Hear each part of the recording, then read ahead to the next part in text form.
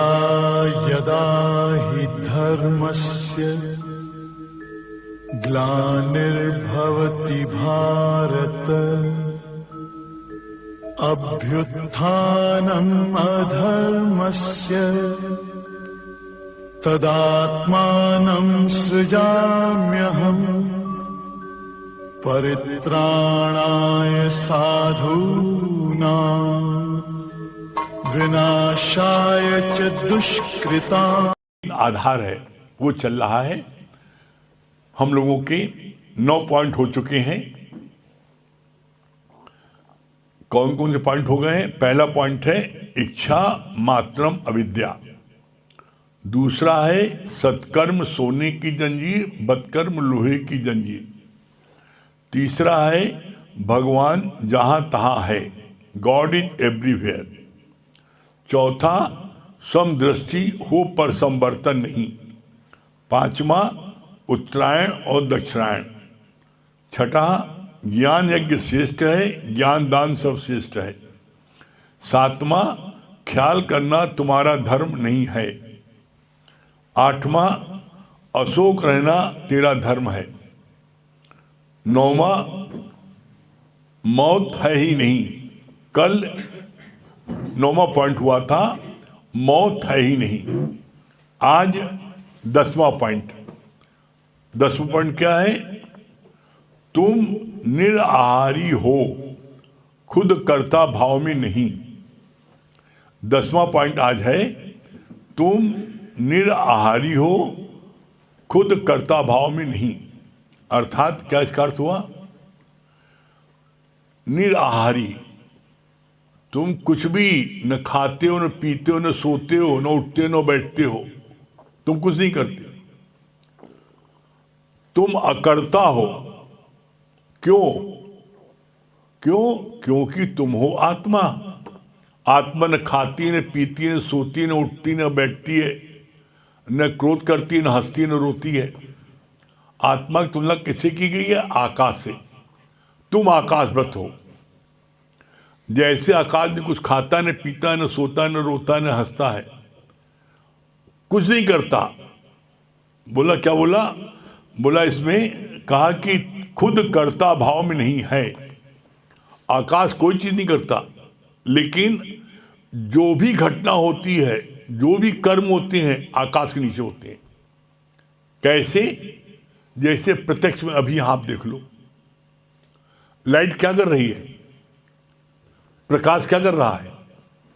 प्रकाश तो कुछ नहीं कर रहा है, लेकिन प्रकाश के अंडर में, प्रकाश के नीचे गीता ज्ञान चल रहा है। इसी प्रकाश के नीचे हम क्या है? यहां इसी प्रकाश के नीचे हम जुआ खेलें, यहां नाच गाना हो, यहां कुछ भी हो। तो प्रकाश ने कुछ नहीं किया, लेकिन बिना प्रकाश के सत्संग नहीं हो सकता। अगर घोर अंधकार हो, हम एक दूसरे की शक्ल नहीं देख पाएंगे, तो क्या सत्संग करेंगे? जैसे प्रकाश कुछ नहीं कर रहा है, लेकिन बिना इसके हम कुछ नहीं कर सकते। इसी तरीके से आत्मा, ब्रह्म, शक्ति, वो कुछ नहीं कर रही है, लेकिन बिना उसके तुम अपनी पलक तक नहीं हिला सकते। बिना भगवान की शक्ति के आप पलक भी नहीं हिला सकते। और आप देखो, कहते हो मैं ये करूंगा, तो मैं कौन बोल रहा है? ये जो है, मैं तुम्हारे को उसकी शक्ति न होती तुम बोल पाते? इसी चीज को, इसी रहस्य को आप जान जाओगे तो आप सत्संग की इंपॉर्टेंस समझोगे। ये जितनी बातें, ये आज भी जो बात चल रही है, तुम निराहारी हो, खुद कर्ता भाव में नहीं हो, जो आज आपकी देख रहे हो, तो ये बात कहाँ आपको किसके माध्यम देख रहे हो? सत्संग के माध्यम से देख रहे हो ना, सुन रहे हो। अगर सत्संग के माध्यम आपको न मिलता तो आपको पता लगता नहीं। इसीलिए कहा जाता है कि कुछ भी हो जाए, गुरु जी ने क्या बोला, करोड़ों काम छोड़ करके पहले सत्संग लो। क्यों? बिना सत्संग के, बिना ज्ञान के हर कोई धोखा खाए और चाहे निशिदिन पूछे और पूछाए। एकमात्र ज्ञान वो जो है आपको ताकत बढ़ाता है। कहा जा सकता था पैसा जो है ये पावरफुल, क्या बोला गया है, नॉलेज इज पावर। ये नहीं बोला मनी इज पावर, ये नहीं बोला गया है, ये नहीं बोला गया है कि आपकी जो है फलानी पोस्ट की पावर, नहीं, नॉलेज इज पावर। जिसको नॉलेज कौन सी, जिसको नॉलेज होगी ब्रह्म ज्ञान की, उसके लिए बोला गया है। नॉलेज आपको मैथ की हो, नॉलेज आपको हिंदी की हो, संस्कृत की हो, खाना बनाने की हो, सब नॉलेज हो जाए, वो सब क्या है, और सब ज्ञानड़ी ब्रह्म ज्ञान का ज्ञान जैसे गोला तोप का साफ करे मैदान। ब्रह्म ज्ञान वो है जैसे गोला जो है, एक गोला फेंको पूरा शहर साफ, उसी तरह ब्रह्म ज्ञान है। और तुम जितना भी ज्ञान प्राप्त कर लो, दुनिया का किसी प्रकार का कोई ज्ञान प्राप्त कर लो, वो ज्ञान तुम्हारे कंचे के समान है। ब्रह्म ज्ञान प्राप्त कर लेने के बाद में किसी ज्ञान को प्राप्त करने की आवश्यकता नहीं है। आप कोई भी ज्ञान प्राप्त न करो, ब्रह्म ज्ञान प्राप्त कर लो तो आप सारे ज्ञान के ज्ञाता हो गए। कैसे? गुरु जी ने क्या बोला, ब्रह्म ज्ञान क्या है, हाथी का पैर, हाथी के पैर के अंतर्गत दुनिया के जितने जानवर हैं सब ऊपर उसके अंदर आ जाता है। अगर आपने ब्रह्म ज्ञान जान लिया तो आप जीवन में कोई आपको दुखी नहीं कर सकता। जिसने ब्रह्म ज्ञान को समझ लिया वो जीवन में किसी भी कीमत पर किसी बात से प्रभावित होकर के दुखी नहीं होगा।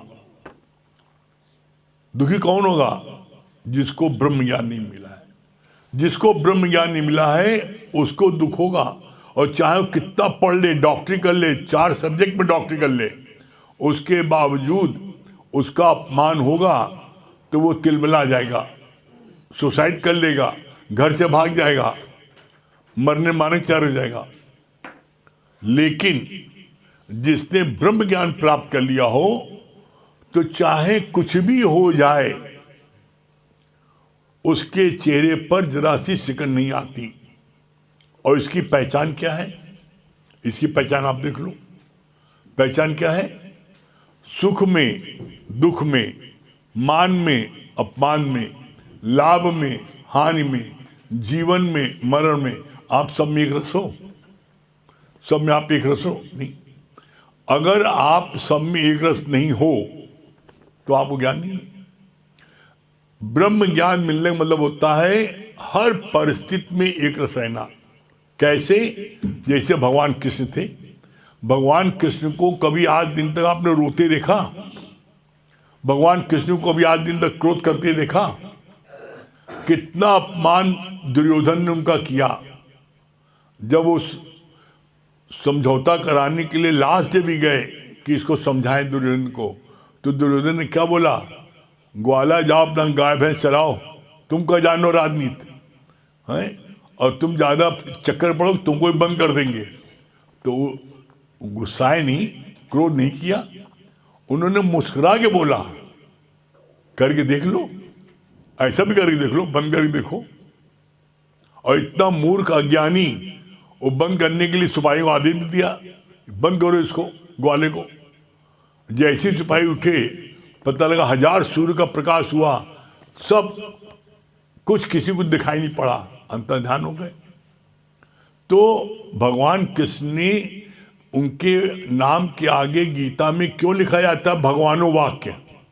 इसीलिए लिखा जाता है। तो यहाँ पर जो बात आती है, तुम निराहारी हो, खुद कर्ता भाव में नहीं हो। दादा भगवान इस पोजीशन में थे। उन्होंने क्या बोला था? मैं खाता नहीं हूं, मैं खिलाता हूं। तो एक किसी ने, प्रेमी देखा उनको, दादा भगवान को खाना खा रहे तो भागा, क्या पकड़ो पकड़ो उसको, बुला उसको, देख के भागा कहा है, कुछ मामला जरूर है। पकड़ा उसको, बुलाया कि इधर इधर आओ, क्यों भाग रहे हो? देख लिया सबको, झूठे लोग समझ, क्या बात है, क्या देखा? आप कहते हैं मैं खाता नहीं हूं, मैं देख रहा हूं खा तो रहे आप इतना। क्या मैं खाता नहीं हूं, मैं खिलाता हूं, घोड़ा है, मैं खिलाता हूं, मैं खाता नहीं हूं।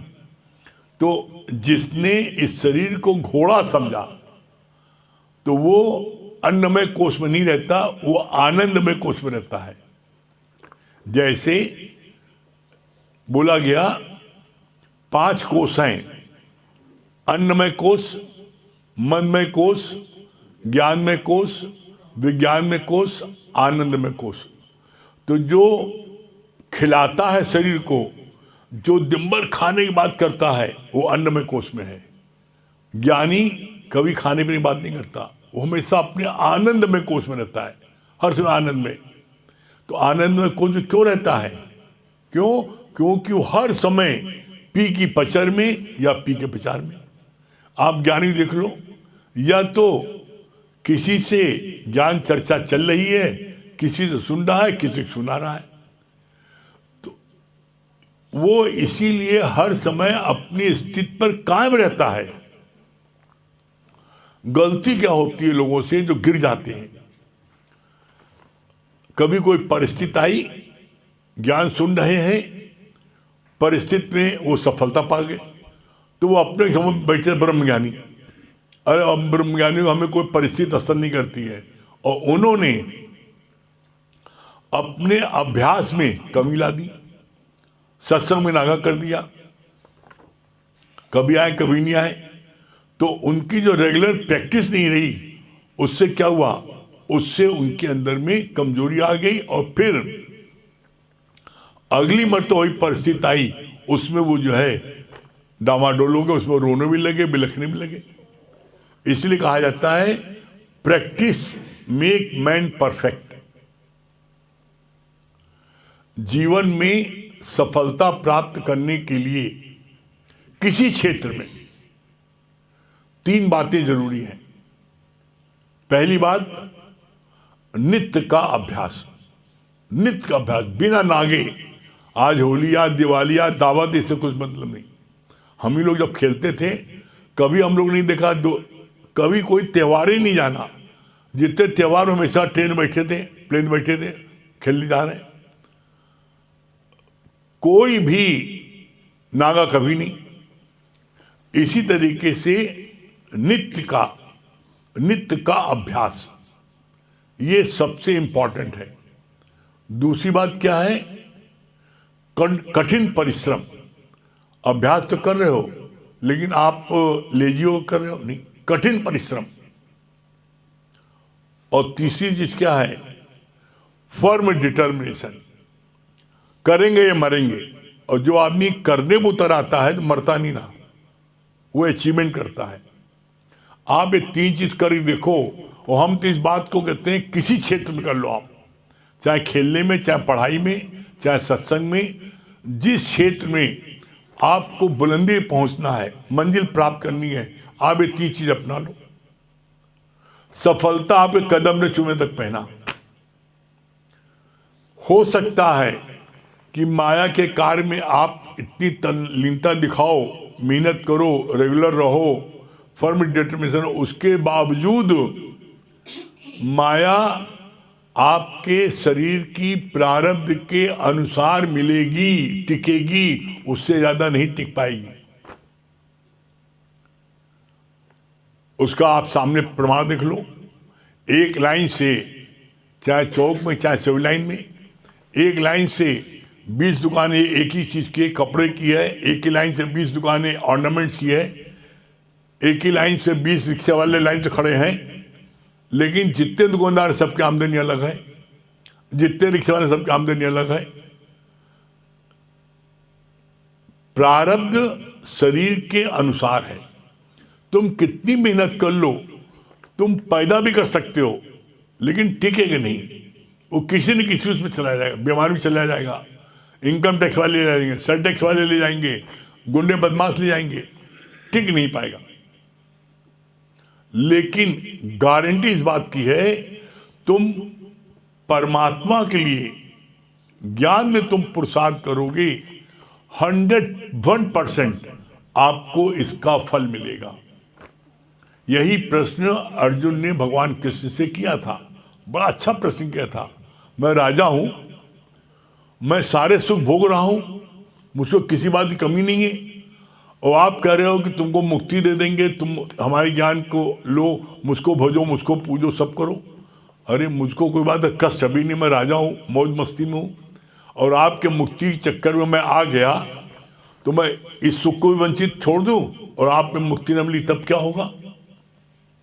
कितना प्यारा जवाब दिया भगवान ने।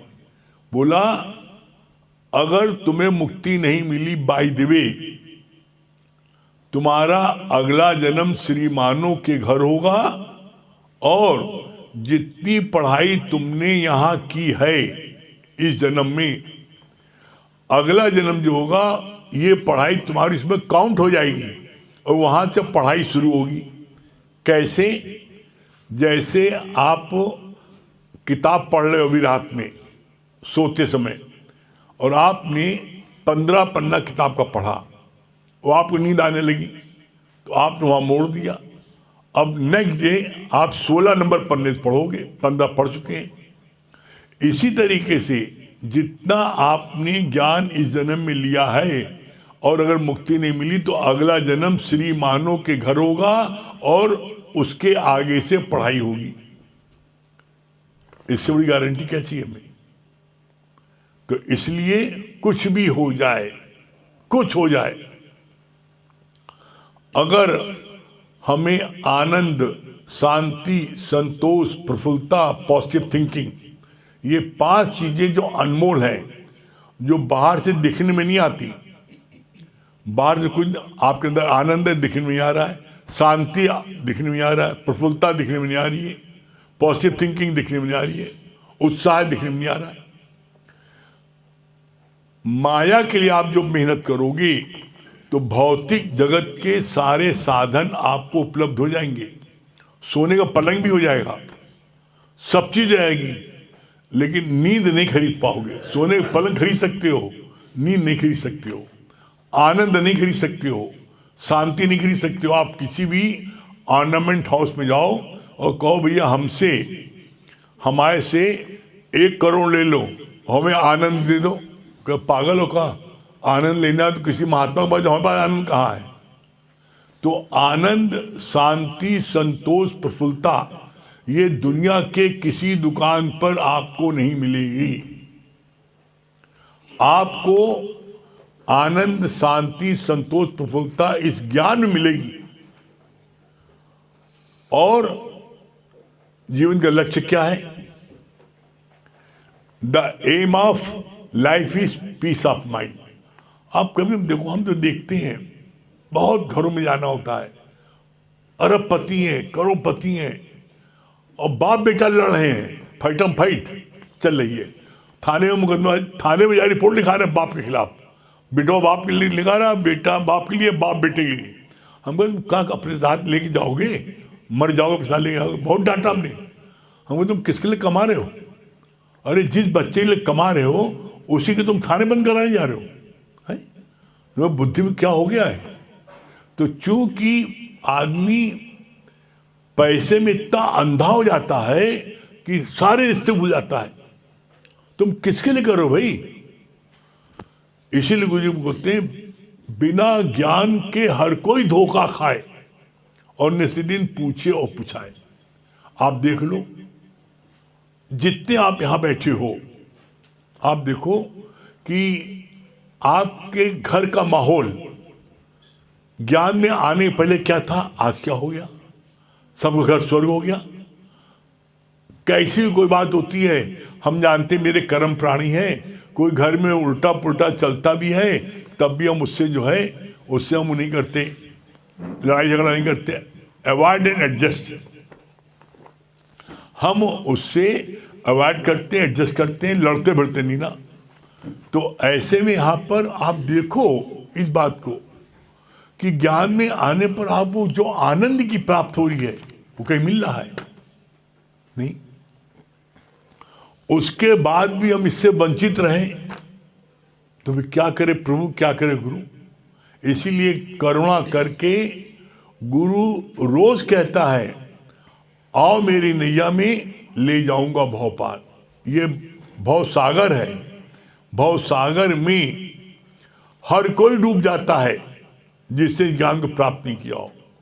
आए दिन देखते हो कोई सुसाइड करता है, कोई कुछ करता है, कोई कुछ करता है। क्यों?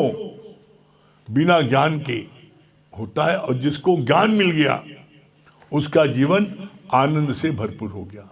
करके देखो, आपको आनंद न मिले तब कहना, ठीक है।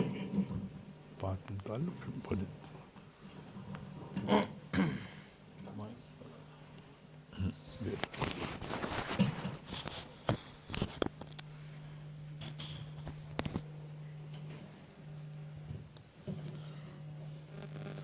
सभी को हरि ओम।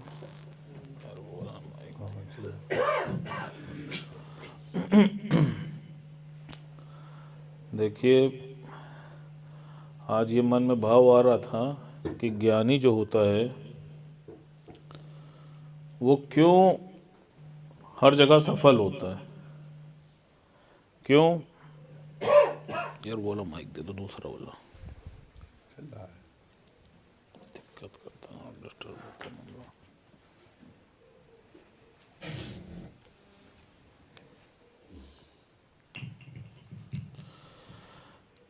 क्यों?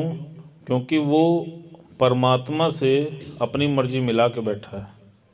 वो ये मान के बैठा है कि जो कुछ भी हो रहा है वो अच्छा हो रहा है, और वो उसमें भी अपनी कोई भलाई मान के बैठा है। जैसे अभी बताया ना कि पिता पुत्र में विवाद हुआ, पिता FIR कराने चला गया, फिर उसको समझाया, रुक गया। तो गुरुजी ने इस पर बड़ा अच्छा बोला, कहा कि कोई तुमसे उल्टा चले तो अपने मन को ये ट्यूनिंग दो कि देखो, जिस सब्जी में या जिस दाल में तड़का लगता है वही दाल तो मज़ेदार होती है। तो लाल मिर्च का तड़का वो समझ लो उसने लगा दिया। तो इसको ले करके इतना परेशान होने की क्या आवश्यकता है। और फिर ये सारी प्रॉब्लम ही तब है जब तुम्हारी मर्जी कुछ और है और गॉड की मर्जी कुछ और है, तभी तो तुम विरोध पैदा हुआ ना। अगर तुम पहले ही मान लो जो तेरी इच्छा है वो मेरे लिए अच्छा है, अगर आपने इस बात को एडमिट कर लिया कि तेरी इच्छा मतलब मेरे लिए अच्छा, तो बताओ कोई प्रॉब्लम है क्या? कहीं कोई प्रॉब्लम है ही नहीं। तो ज्ञानी जो है वो हर चीज़ में परमात्मा की तरफ से भलाई मान के बैठता। वो मान लेता है कि जो कुछ भी हो रहा है वो बहुत अच्छा हो रहा है। बड़ा अच्छा भगवान इस पे बता रहे थे, कहा कि देखो, एक भक्त होता है और वो जो भक्त है वो जंगल के किनारे एक कुटिया में रहा करता है। वो अपनी पत्नी के साथ वहाँ रहता है और उसने कुछ जानवर भी पाल रखे होते हैं, जिसमें बैल, कुत्ता और तोता भी उसने पाल रखा होता है। अब चूंकि जंगल के किनारे ही उसकी कुटिया होती है, तो एक बार जो बैल होता है, बैल के ऊपर वो सामान लाद कर ले जाया करता है, कुत्ते को घर की सुरक्षा के लिए रखता है, और तोता जो है वो उसको मधुर वाणी सुनाया करता है।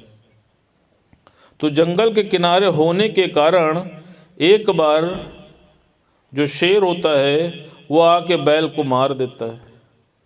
अब इसकी सूचना जो भक्त की पत्नी है वो भक्त को देती है कि शेर ने बैल को मार दिया। तो भक्त क्या कहता है? कोई बात नहीं, इसमें भी कोई भलाई होगी। उसकी पत्नी बड़ा सरप्राइज होती है और बड़ा ही हैरान होती है कि ये इसने किस तरीके का उत्तर दिया। खैर, वो कोई भी उसको उत्तर नहीं देती है और चली जाती है। अब उसके मन में भय आता है कि ऐसा ना हो कि शेर जो है वो हमारे बाकी जानवरों को और खा जाए। तो वो क्या करती है, वो कुत्ते को बांध देती है, जिससे कि वो कुत्ता इधर उधर कहीं पर भी ना जाने पाए। और काम करने की व्यस्तता के कारण जो तोता पिंजड़े में होता है उसका पिंजड़ा बंद करना वो भूल जाती है और पिंजड़ा खुला रह जाता है। खुला होने के कारण वो जो कुत्ता है वो उस तोते को खा जाता है। फिर इसकी सूचना वो भक्त को देती है कि तोते को कुत्ता खा गया। भक्त कहता है कोई बात नहीं, इसमें भी भलाई होगी। अब जब वो उसकी इस बात को सुनती है तो उसको बड़ा क्रोध आता है कि हर बात में इसको भलाई ही दिखती है। खैर, फिर वो अपने क्रोध को काबू में कर कर चली जाती है। कुछ दिनों के बाद कहीं से सूचना आती है कि जो तुम्हारा कुत्ता है वो भी मारा गया। अब जब ये बात अपने पति को बताती है तो पति फिर बोलता है कि कोई बात नहीं, इसमें भी कोई भलाई होगी। अब उससे रहा नहीं जाता और वो क्रोध में अपने पति से कह देती है कि अब इसमें कौन सी भलाई होगी, कुत्ता भी मर गया, बैल भी मर गया और सब मर गए, अब इसमें कौन सी भलाई होगी। कहता है देखो, हमारे जीवन में जो भी परिस्थितियां आती हैं वो भगवान के द्वारा बनाई हुई ही आती हैं और उन सारी परिस्थितियों को तुम भगवान का प्रसाद समझकर ग्रहण कर लो, यही तो तुम्हारे हाथ में है। चुप हो जाती है। अगले दिन जब सवेरा होता है तो पता चलता है कि गांव में बड़ी उथल पुथल हुई होती है और हर तरफ बहुत तोड़फोड़ हुई होती है।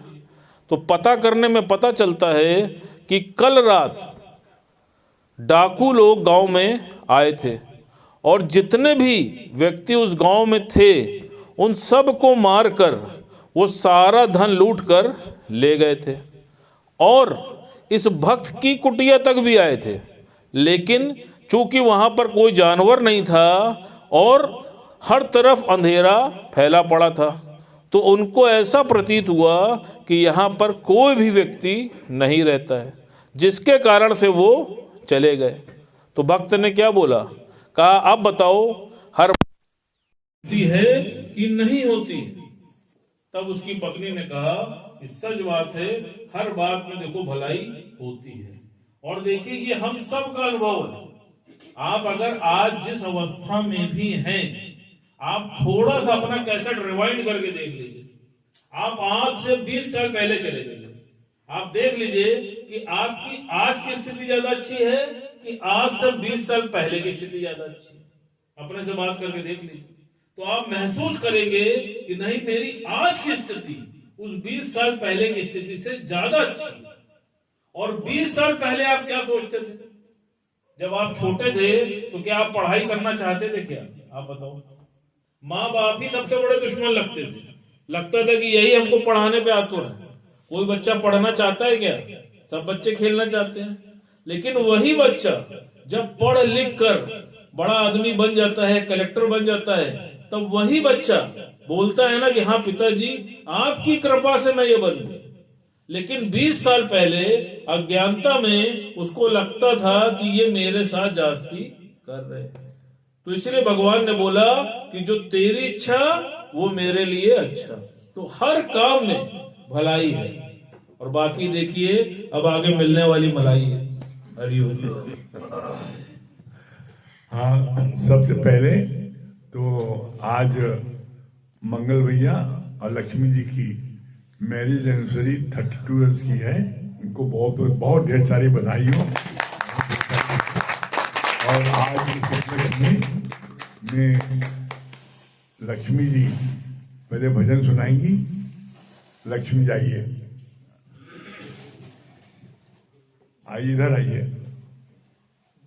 अच्छा चलिए वहीं दे दिए, भजन सुनाए, माइक दे दिए। जिसका मोबाइल चल रहा दे दो।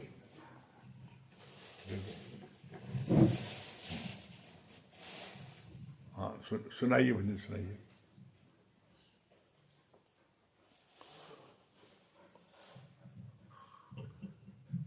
और मीटिंग के बाद में फिर से आप लोग मिला लीजिएगा। अभी शादी का कार्यक्रम इन लोगों का मैरिज से चलता रहेगा। मीटिंग के बाद फिर से मिला लीजिएगा दोबारा।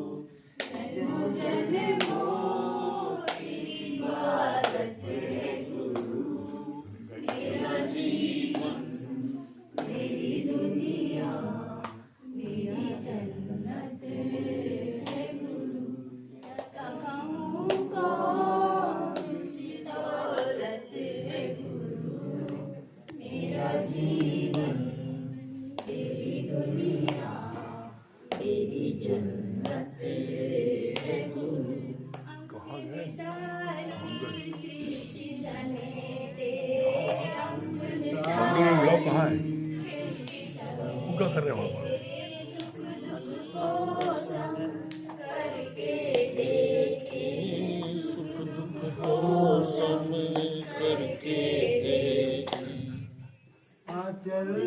के तले हर जीव पले, आंचल के तले हर जीव पले, वो हर क्या हो तो नारायण, शिव करने की ताकत है गुरु, सबको शिव करने की ताकत है गुरु, मेरा जीवन मेरी दुनिया मेरी जन्नत है गुरु, क्या कहूँ कौन सी दौलत है गुरु, मेरा जीवन मेरी दुनिया मेरी जन्नत है गुरु, सब कुछ है गुरु, मेरा सब कुछ है गुरु। हाँ मंगल भैया आइए, लक्ष्मी जी इधर आइए आप।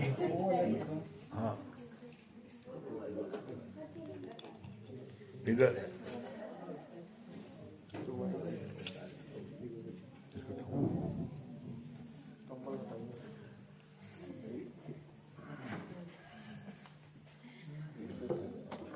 अब दूल्हा बने मंगल भैया।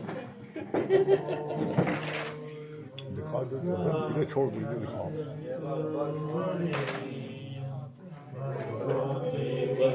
धीमहि धियो यो न प्रचोदयात्। ओम भूर्भुवः स्वः तत्सवितुर्वरेण्यं